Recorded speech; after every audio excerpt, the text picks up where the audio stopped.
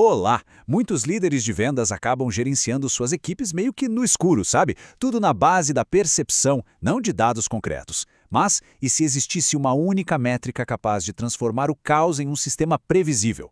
Nesta análise, a gente vai ver exatamente isso.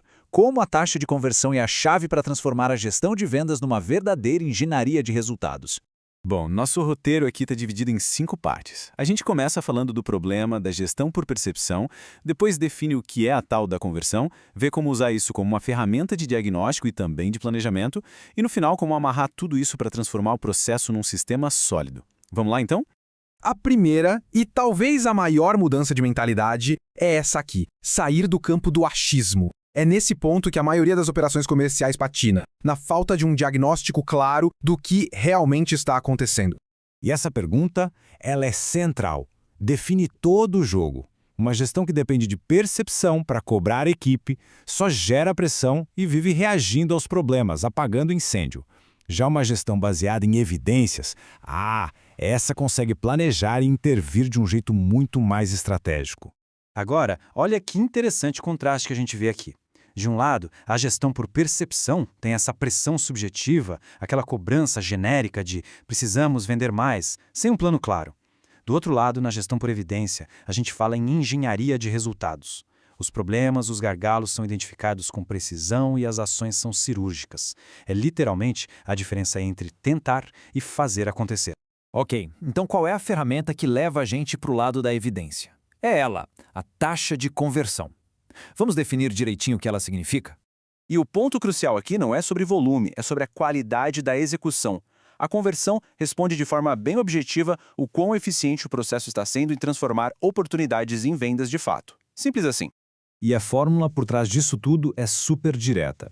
A gente pega o número de vendas fechadas, divide pelo total de oportunidades que entraram no funil e multiplica por 100. É simples, mas essa continha revela a saúde de toda a operação comercial. Certo. Mas medir por medir não adianta nada, né? A verdadeira força da taxa de conversão está em como ela é usada, principalmente como um instrumento de diagnóstico para a liderança. Porque olhar só para a conversão geral, para o número final, pode mascarar o problema real.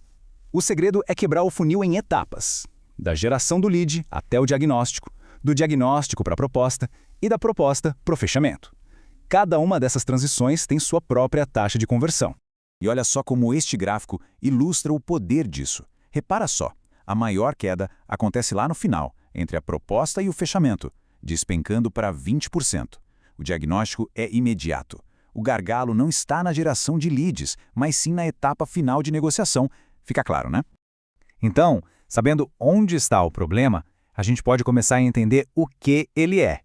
Se a conversão cai logo no início do funil, o problema provavelmente é de qualificação. Agora, se cai no final, como no nosso exemplo, o foco do treinamento e da gestão deve ser na proposta de valor e na habilidade de negociação. A ação se torna muito mais direcionada.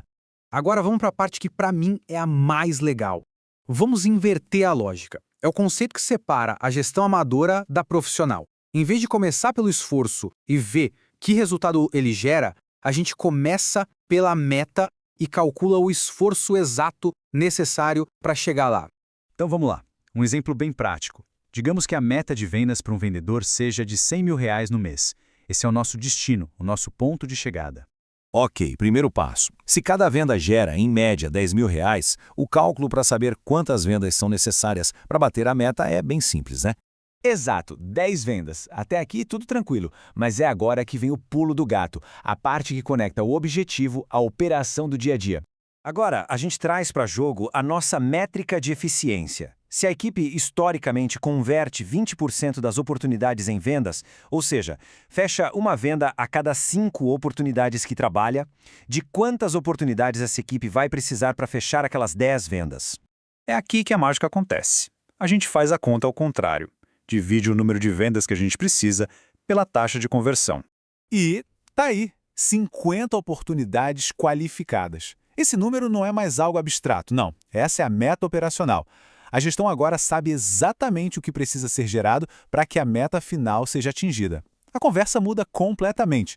Deixa de ser venda a mais e se torna, pessoal, precisamos gerar 50 boas oportunidades este mês. Muda tudo. Para fechar, Como a gente integra isso tudo num sistema consistente que gera resultados previsíveis mês após mês? Vamos dar uma olhada nos erros mais comuns e, claro, nas boas práticas. Esse quadro aqui resume tudo perfeitamente. O erro clássico é olhar só para o número final de vendas. A boa prática é gerenciar a conversão em cada etapa, usando um CRM para ter essa visibilidade e, muito importante, discutir esses números toda semana. É assim que a gestão deixa de ser reativa e se torna proativa. No fim das contas, a taxa de conversão é o elo perdido. É a grande cola que une as 3 dimensões essenciais de vendas: o volume de oportunidades que entram no funil, a eficiência com que o time trabalha essas oportunidades e o resultado final que é gerado lá na ponta.